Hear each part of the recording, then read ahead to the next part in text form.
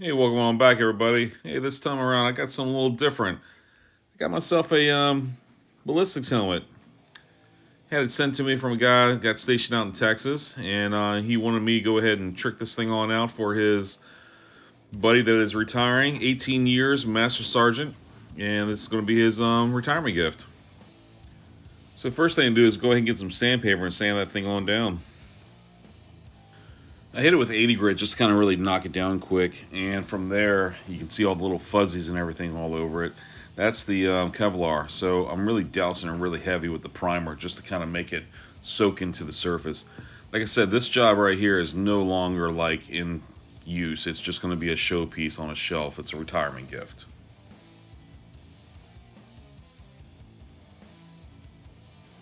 Usually I hit it with like 400 grit, but that really wasn't cutting it. So I went ahead and got out like 120, 180. Went over the whole helmet by hand. Was like, man, this is still a lot of work. So I put it on the DA, got it all down pretty decent, and then went ahead and chased it with the 400. You can see right there, still a lot of specks in there. Some, it's not perfect, but I'm not trying to get it perfect. I still want it to not be perfect when it's done.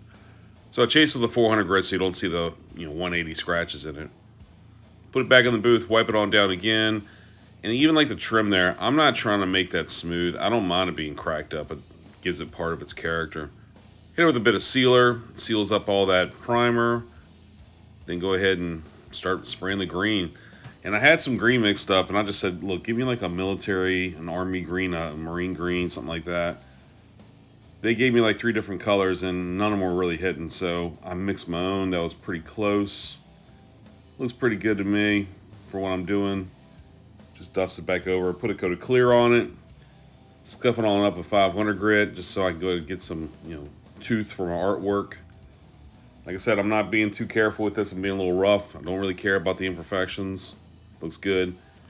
All right, all that's out the way. Now it's time finally for the artwork, the personalization of this helmet.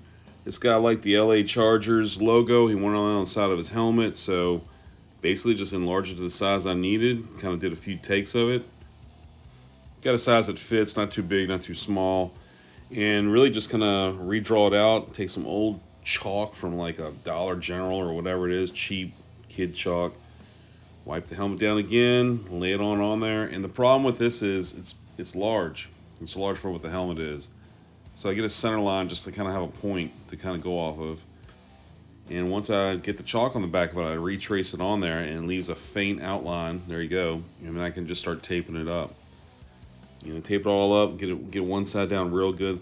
One side's the easier side because you can just kind of throw it anywhere and be like, okay, that looks good. The harder part is to actually match it up and get it ready for the other side. That's what makes it difficult. So flip the piece on over, do the other side, kind of eyeball it. This is where it gets difficult, where I got to measure it up and figure it out. Because if you're off, you're going to notice it. So I take my time, kind of go back and forth, see what I'm doing, trace it on there, tape it up, and just see if it matches up to the other side pretty decent. Usually take a little piece of tape right there, just kind of measure one side, go off the other, see. A little bit easier for me to see that than against my metal ruler. So here I go again and readjusted it. Let me check it out against the ground. Looks about right. Ready to go. Make sure I tape off the whole helmet because I don't want to have any overspray on anything. And then I just start dusting the colors in. I do my black first because that's my black outline. Tape that off with a fine line tape and just retrace my steps one color after another.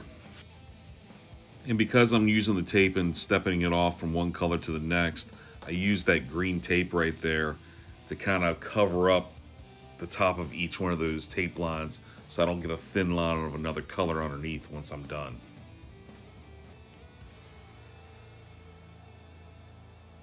Next is the lettering on the back. He wanted his nickname across the back of it, so it's just quicker for me to go ahead and cut it out by hand instead of having to go ahead and get it done at a vinyl shop. I'm using a center push button right there in the middle as my center mark, and then kind of going off on both sides and make sure they're not touching the lightning bolts on both sides. Go ahead and line it all up, tape it all up, and spray it black.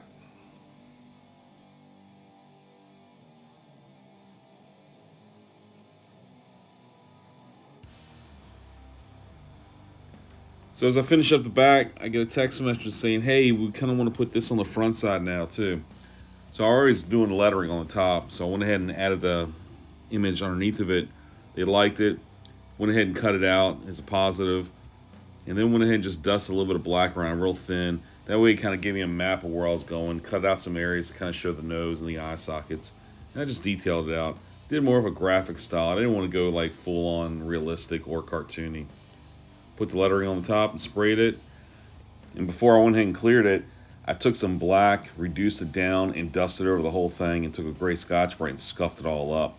That way it just wasn't like green everywhere.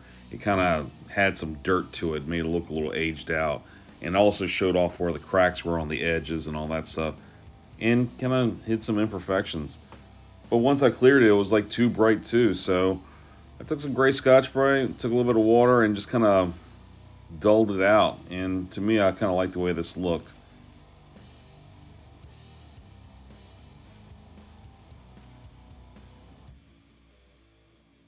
So doing the dusting of the black over the whole thing and scuffing it up, it kind of dulled out the yellow a little bit, and then some of the imperfections in it, it just kind of added to it, so it looked really nice and worn out. Kind of helps reduce down some of the white from being so bright too, and the yellow. So there you go, everybody. Another one done. It looks pretty good. Something different. Never done a ballistics helmet before, so shipped it on back out to Texas. They went ahead and put it back together and presented it to him for his retirement gift. 18 years in, Master Sergeant. So there you go. All right, y'all. Have a good one. Like, subscribe. If you got any questions, just ask away. Later.